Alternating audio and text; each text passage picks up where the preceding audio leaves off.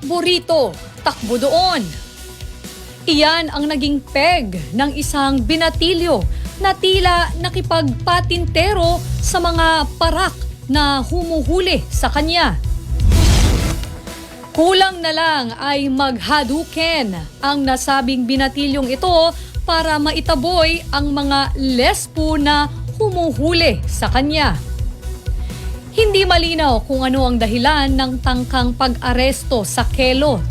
Pero makikita sa cellphone video na nagawa pa nitong umakyat sa bubong ng police mobile habang may dalang stick.